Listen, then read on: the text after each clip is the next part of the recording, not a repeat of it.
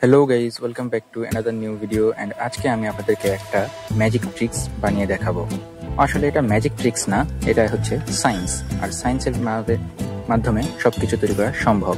তো চলেন শুরু করা যাক আজকের এই ভিডিওটা। এখানে নিয়ে নিলাম আমি একটু পানি নিয়ে নিলাম এবং তাতে মিশাবো একটু পরিমাণ হলুদ। অবশ্য আমার এখানে পানি বেশি হয়ে গেছে, আমি পানিটা ঢেলে নিই। তো এখানে কিছু পরিমাণ হলুদ মিশিয়ে নিব। আর হলুদের পরিমাণটা খুব বেশি দেবেন না, সামান্য একটু দিবেন।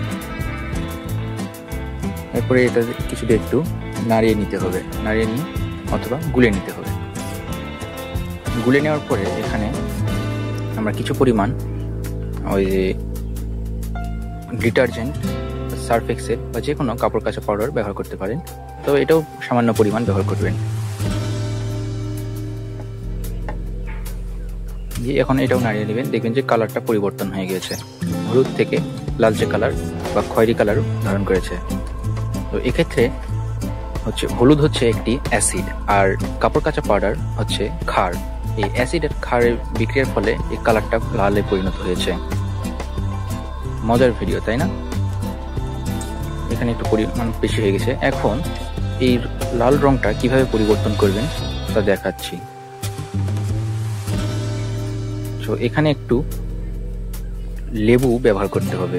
লেবু হচ্ছে অ্যাসিড।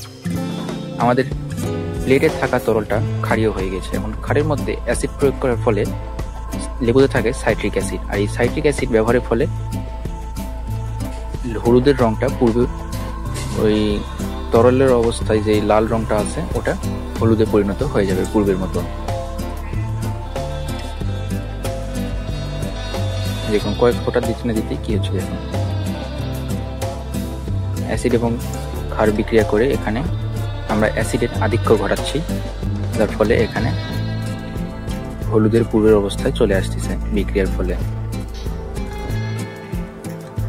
বিক্রিয়াটা খুবই মজার, আপনারা চাইলে বাসায় করতে পারেন এই বিক্রিয়াটা।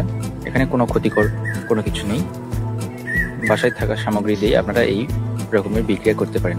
আর আপনারা যদি এরকম সায়েন্স রিলেটেড, বিজ্ঞান বিষয়ক যে কোনো এক্সপেরিমেন্ট ভিডিও যদি পছন্দ করে থাকেন, তাহলে এখনই আমার এই চ্যানেলটা সাবস্ক্রাইব করুন এবং ভিডিওটা লাইক করুন। ধন্যবাদ আপনাদের সকলকে এই ভিডিওটা পুরোপুরি দেখার জন্য।